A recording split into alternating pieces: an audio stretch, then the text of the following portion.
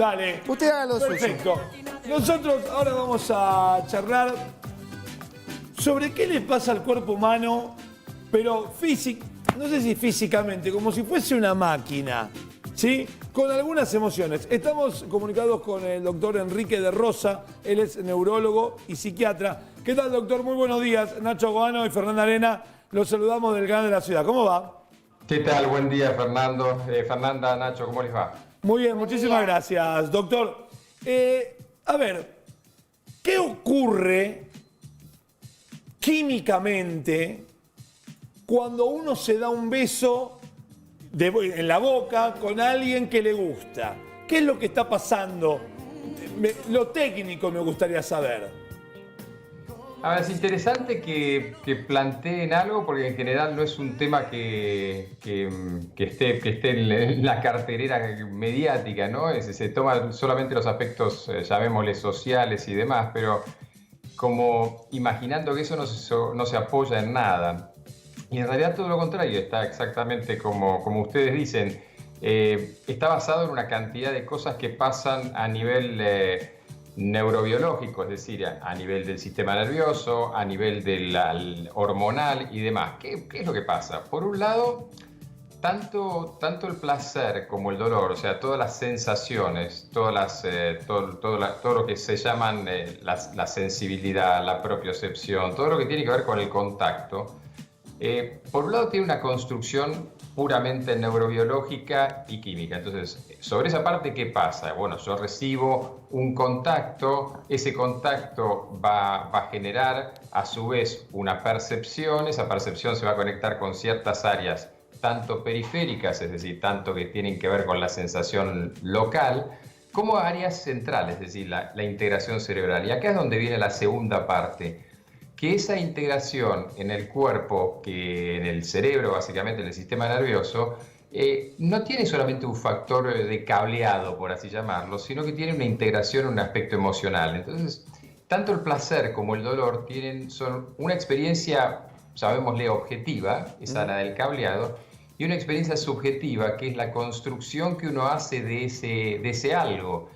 Y ese algo a su vez se construye con liberación de sustancias, de hormonas, que a su vez van a permitir que yo siga construyendo esa experiencia placentera o displacentera y va a tener una enorme importancia en la construcción, no solamente del placer inmediato, sino de mi propia percepción con respecto a mi persona y el contacto con el otro.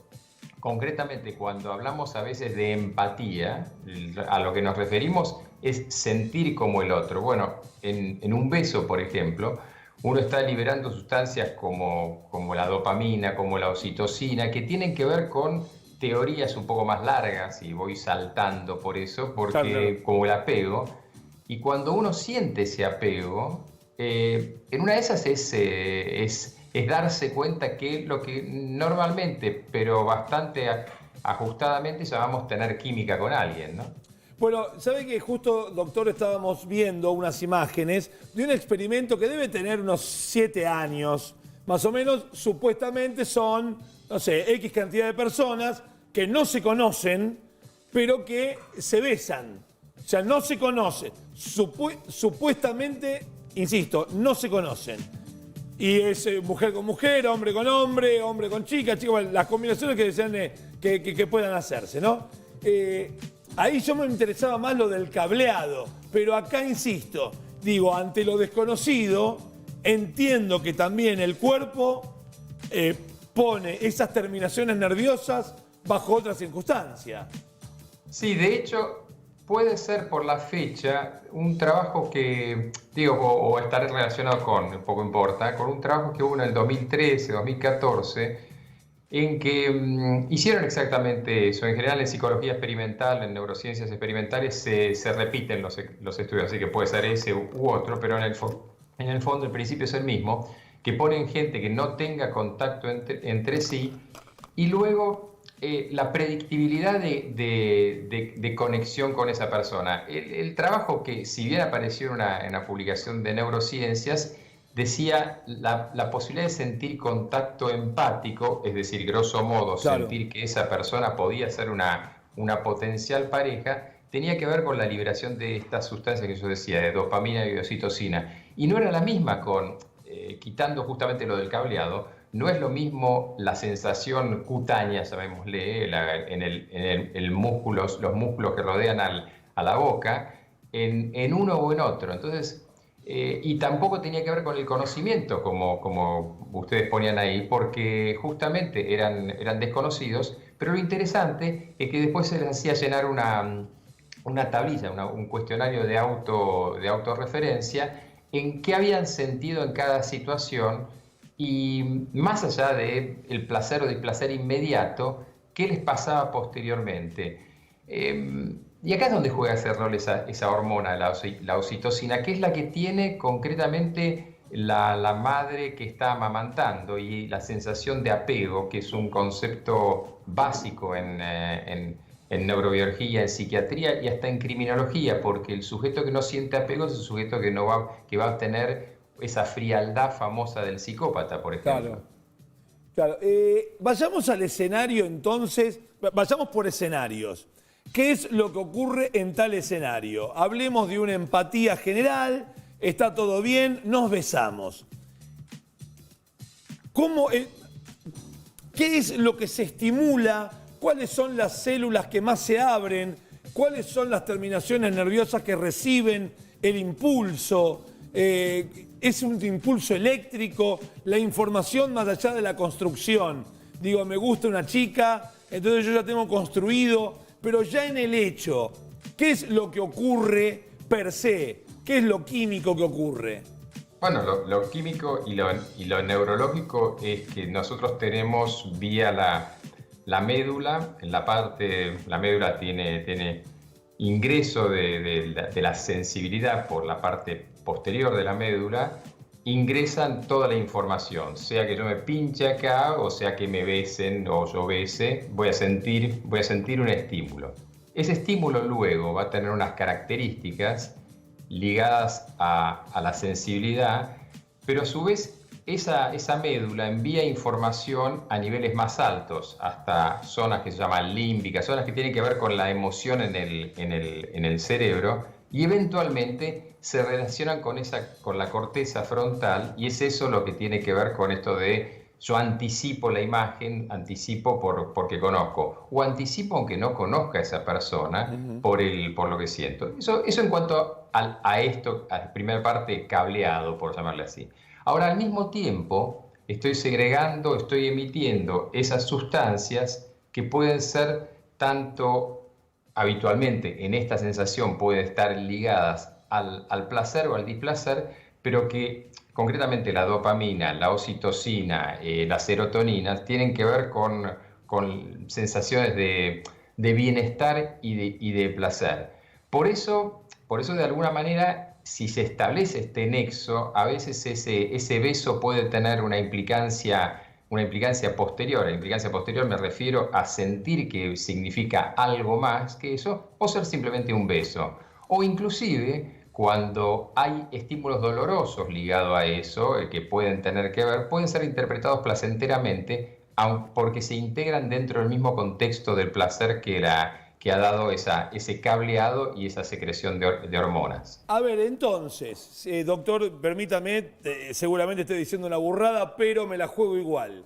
Si yo me besara sin ganas, ¿eso significa que no hay serotonina, que no hay dopamina, que la información de lo que entra por detrás de médula no está llegando? Químicamente, cuando beso sin ganas, ¿no me va a pasar nada de eso? La sensibilidad la voy a tener igual. La sensibilidad la voy a tener igual. A ver, el ejemplo más claro puede ser cualquiera en una relación de pareja que note que en un momento tiene una sensación completamente distinta en un beso de pareja o de lo que fuera, pero digamos, completamente distinto que en otro. Y sin embargo son las dos mismas personas contactando las mismas superficies cutáneas, por así plantearlo. Claro. Esas dos personas contactando las mismas superficies cutáneas sería la del cableado. Ese cableado existe. Ahora, luego, toda esa secreción hormonal, en mayor o menor cantidad, va a ser la que le va a dar esa calidad de subjetivo, porque va a permitir que yo experimente una sensación de placer, una sensación de bienestar, placer más ligado al tema dopamina, de bienestar más ligado al tema serotonina, o de sensación de pertenencia, apego, contención, que es el tema de esa otra, la oxitocina. Doctor, ¿y hay algunas cosas que nos pasen físicamente más allá de las hormonas? Por ejemplo, quizás me equivoco, ¿no? Pero que se nos agite la respiración, que empecemos a tener un latido de corazón más fuerte, que se dilaten las pupilas. ¿Qué cosas físicas nos pasan? Todo eso pasa. Ese mismo cableado, por llamarlo así, tiene una parte que tiene que ver con un sistema dentro del sistema nervioso, se llama el sistema nervioso autónomo, antiguamente se llamaba vegetativo. Y es aquello que no controlamos, y es lo que tiene que ver con las palpitaciones, la vasodilatación o no, la pupilocontracción o no, que se dilaten o se contraigan las pupilas. Es toda la reacción emocional.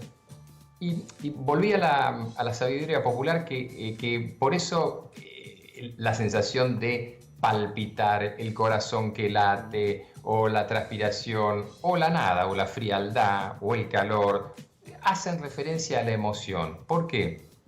Porque tradicionalmente ha sido la observación empírica, es decir, lo que se ha visto frente a cualquier aspecto emocional. Es decir, no es lo mismo el mismo hecho, frente a una persona, una situación, que en otra, y hasta la misma persona, pero en otra situación. Doctor, por último, se dice, bueno, es que se dice, ya está estudiado, ¿no? Que la lengua tiene reconocimiento de la punta, reconoce lo salado, los costados lo ácido. Tal vez lo estoy diciendo mal, pero digo, voy al cuadrito de lo que es la lengua. Para lo sensorial, ¿también ocurre algo similar? ¿Hay algún lugar de la lengua en donde al ser tocado por otra lengua tenga una reacción diferente que en otro lado? Bueno, no, en realidad, a ver, esa historia de las zonas de la lengua es muy, y esto no hacia ustedes, pero es muy Wikipedia, ¿no? Es decir,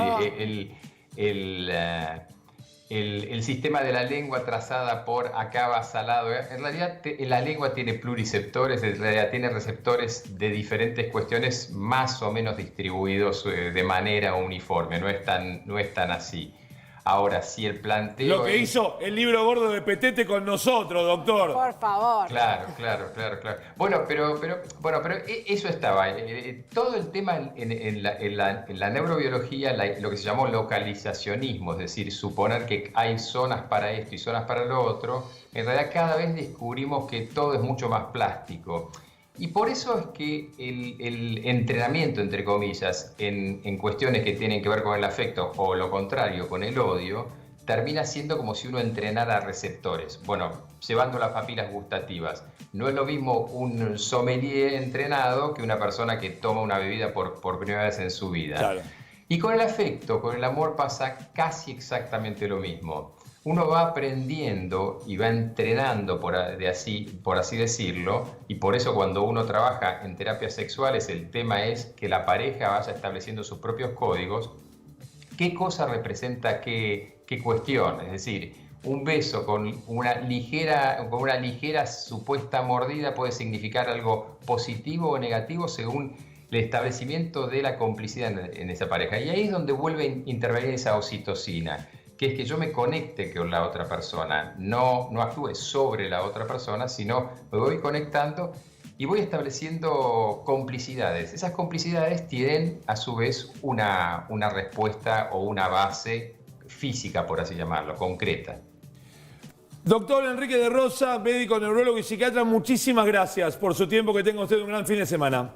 Igualmente para ustedes, que tengan un muy buen fin de semana. Hasta luego. Nos vamos a un corte ya sabiendo qué nos pasa cuando nos besamos, ¿eh? Y próximo capítulo, ¿qué nos pasa cuando gritamos un gol?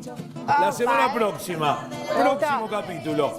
Vamos a un corte, cuando regresemos, la salsa de zucchinis, arvejas, palta y menta.